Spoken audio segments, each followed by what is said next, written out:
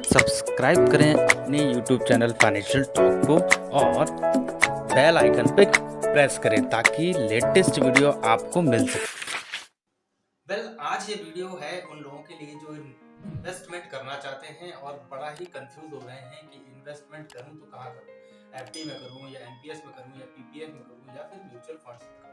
तो दोस्तों ये सभी चीज का एक निचोड़ मैं इस वीडियो में आपको बताने वाला हूं। कह लीजिए एक कुछ पैरामीटर्स हैं जो कि मैंने आप लोगों के लिए सर्च किए हैं, जिसमें कि आप स्टार्ट करते हैं रिस्क से। तो सबसे पहले आप रिस्क के बारे में पता करेंगे, उसके बाद आपको पता चलेगा कि रिटर्न्स उस फंड्स के कैसे हैं, फिर उसके बाद हम आपका टाइम फ्रेम क्या है उसके बारे में बात करेंगे।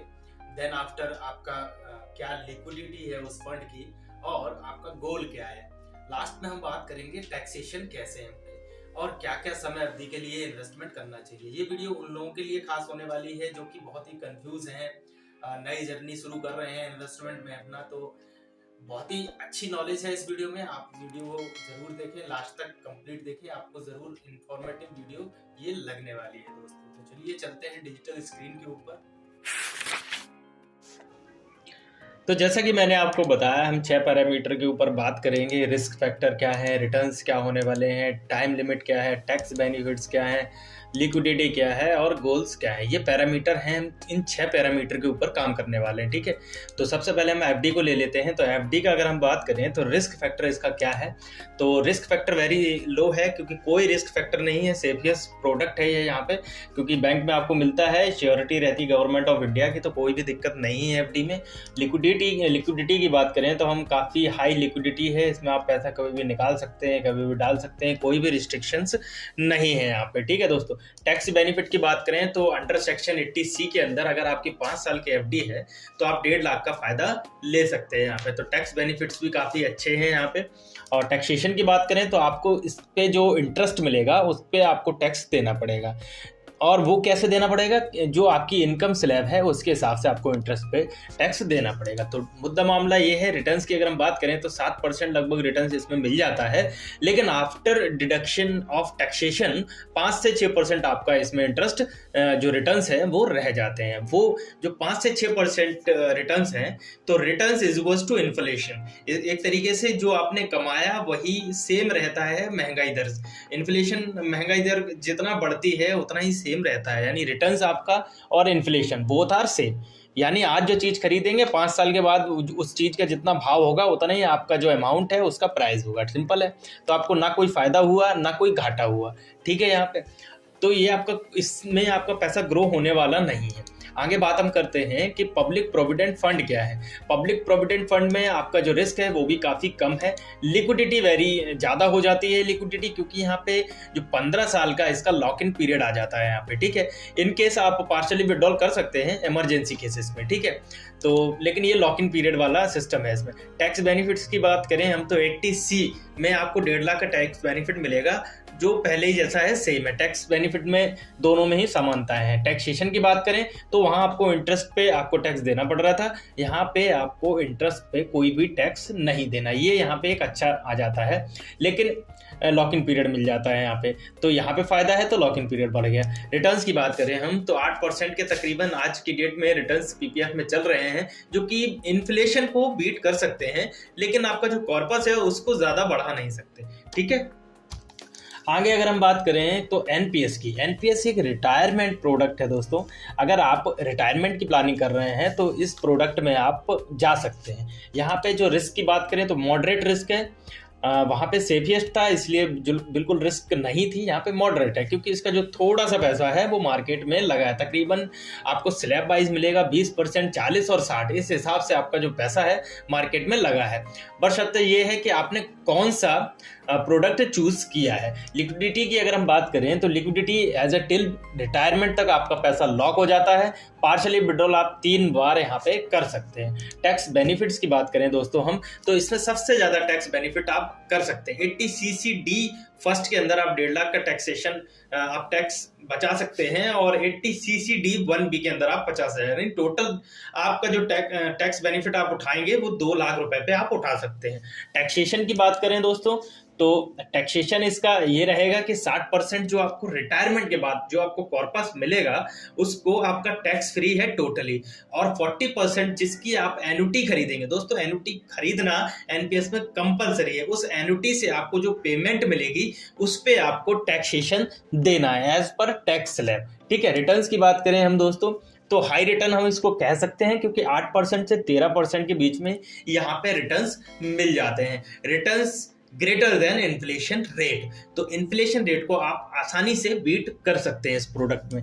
फाइनली हम बात करते हैं म्यूचुअल फंड्स की, जो कि इक्विटी म्यूचुअल फंड्स की बात कर रहा हूं मैं यहाँ पे, न कि डेट फंड्स की। डेट और इक्विटी में दोनों में अंतर है, अगर आपको अंतर देखना है तो आप हमारी वीडियो पे जा सकते हैं, वहाँ डेट और इक्विटी का कंपलसरी कंप्लीट वीडियो पड़ा हुआ है। रिस्क की बात करें हम, मॉडरेट रिस्क और हाई रिस्क, मैंने दोनों इसलिए बोला है क्योंकि आप इक्विटी में आपके अनुसार आप म्यूचुअल फंड्स को लेते हैं। अगर आप स्मॉल कैपिटलाइजेशन वाले फंड लेते हैं तो उसमें रिस्क ज़्यादा होता है, वहीं आप ब्लू चिप वाली म्यूचुअल फंड्स लेते हैं वहाँ पे आपका मॉडरेट रिस्क हो जाता है। रिस्क के हिसाब से यहाँ पे रिटर्न्स मिलते हैं आपको। ठीक है, लिक्विडिटी की बात करें तो आप आसानी से पैसा डाल सकते हैं, आसानी से पैसा निकाल सकते हैं, नो इशू। टैक्स बेनिफिट्स की बात करें आपको यहाँ पे तो ELS स्कीम इसमें चलता है, इक्विटी लिंक सेविंग स्कीम, जिसमें आप 3 साल का आपका पैसा लॉक रहेगा और उसको आप टैक्स बेनिफिट ले सकते हैं 80C के अंदर, यानी जो 1.5 लाख का रिबेट और टैक्स अंदर आप इसमें ले सकते हैं। किसमें? ELSS में, equity link saving scheme only, बाकी म्यूचुअल फंड्स में आप नहीं ले सकते। टैक्सेशन की बात करें हम तो जब आप यूनिट बेचते हैं लॉन्ग टर्म कैपिटल गेन 10% आपको लगता है।